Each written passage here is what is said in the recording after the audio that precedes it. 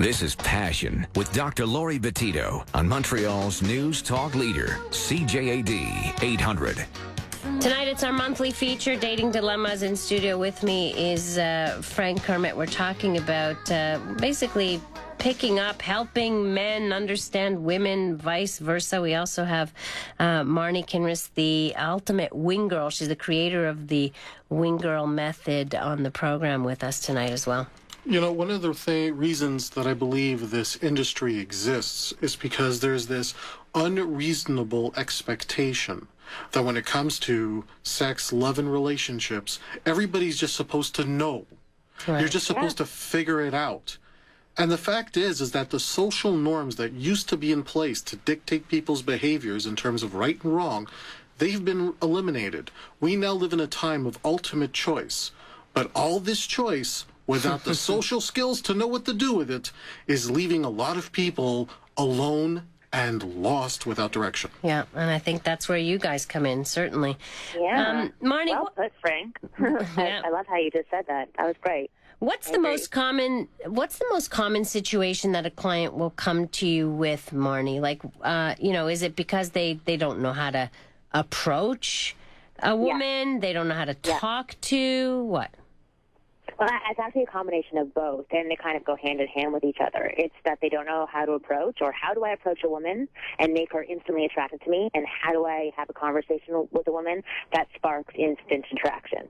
So it's kind of like once they have the first thing down of how do I approach, then their next issue is always the same thing of how do I have a conversation. I hear it constantly because a lot of men think that they kind of have to manipulate in order to make an approach. They don't think that they can go for what they want, or there has to be some crazy expectation of an outcome for what they're doing. So, what I tell a lot of men is, as a man and as a human being, you're allowed to do whatever you want and ask for whatever you want, as long as you're not hurting, manipulating, or being dishonest. And then you have to leave it up to somebody else to say yes or no. Right. So, you can't reject yourself. But approaching and conversation are definitely the two biggest issues that I see. So how do you do this? Do you practice with them? Like, how does your method work with these guys?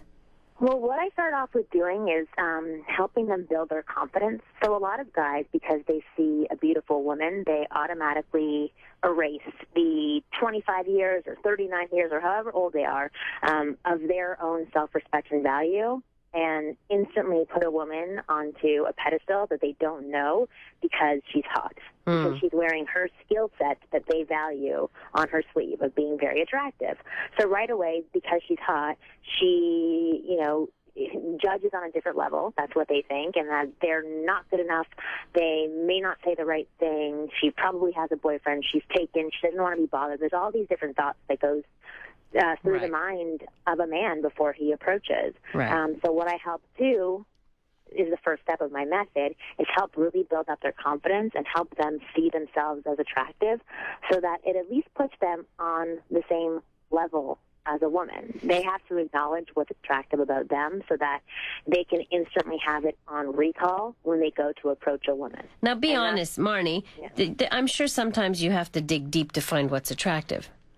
And not to be mean, but not the guys that I work with. Okay. Not the guys I work with. Like the guys that I work with are awesome, are ridiculously amazing guys. There's guys that every single female or male knows a guy like this, where you're like, you're awesome. Why aren't you with anybody? Right. And then you see them out with girls, and you're like, yeah, that's why you're not with anybody. Totally understand. Oh, so really? These are like kick butt guys, like amazing, wonderful guys who have the best hearts. They are. So these are the typical guy that you say, just a really nice guy, but that nobody wants to take further. Well, when it comes to women, they again, lose their self-respect. And yes, they sometimes are the overly, I don't like using the term nice because I don't want to say that being nice is actually a bad thing. Right. I've never heard a woman say, I don't want to be with a nice guy. Right. I don't want a guy to be nice to me. So I don't like using that term. But yeah, there are guys who don't have a backbone, who don't have a strong backbone when it comes to women, and they think that compromising themselves by, doing whatever she wants to make her happy is a way to please a woman, when ultimately it's the way to just make her go running for the hills. The other thing, though, when you know, I'm listening to you and I'm thinking, let's say there's a guy who is maybe not so awesome. In other words, you know, he's got kind of an ordinary job, not very ambitious. He's like extremely shy. He's socially awkward. And he does see this beautiful woman across the room who seems all confident. Wouldn't it be setting him up to even go for that? Like, don't you have to find your match to some degree and not shoot so much higher or not have expectations that, you know, if you're, you know, I don't want to be insulting to anybody, but if you're, you know, a 2, that you're going for a 10. Well, are you just talking about looks right now? Well, let's just say looks and like the package, you know? Like a highly successful, beautiful woman, is she going to go for a guy who has no ambition and who, you know, maybe not so good looking, da-da-da? No, but that's different. You said no ambition, not so good looking. It's not. The not so good looking isn't the important part. It's the not the ambition, probably not being proactive, not being confident. Right. Like those are things that are much more important. Yeah, way more important. Right. Like looks, yes. That's the first thing that you see when you see a person. Absolutely. Like same with window shopping. You see a pair of shoes first thing, you try them on, you're like, these really hurt my ankle. It's too high for me. Right. The point doesn't fit. So yes, of course. But you know, it's the other things that make a person into. Well, do you work, especially for women? Do you work on appearance with them too? Like, do you do makeovers with them and stuff?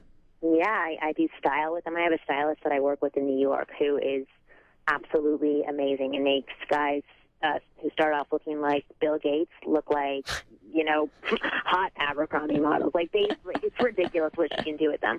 Style is an extension of a personality. It's a portion of it. You know, it's not everything, right, but it is a portion of it. And dressing better for your body and cleaning yourself up can definitely make you look better. But you also have to work on several other things. I end up doing a lot of self-help, really.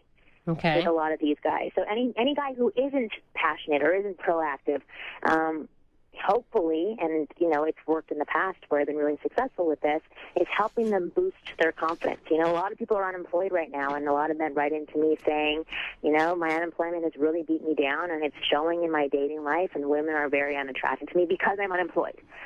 So I help them realize that they're not unattracted to them because they're unemployed. They're unattracted to them because the unemployment is beating them down, which is affecting other areas of their lives, and they're putting out negative energy towards these women that they're dating. So I help them get a better understanding of what they're feeling and experiencing, how to better frame unemployment in their mind so that they can feel better about it. And then I can also help them, you know, give them steps to solving their unemployment issue. So a little bit of a life coaching. A little bit, but it's mainly focused around women, and it's giving them the insider's perspective into what women are thinking. So if guys say, a woman did X, Y, and Z, what does it mean? I can tell them not the answer that other men will give them or that other women will give them, but the real answer to what's really going on in her mind and why she's doing what she's doing. Okay.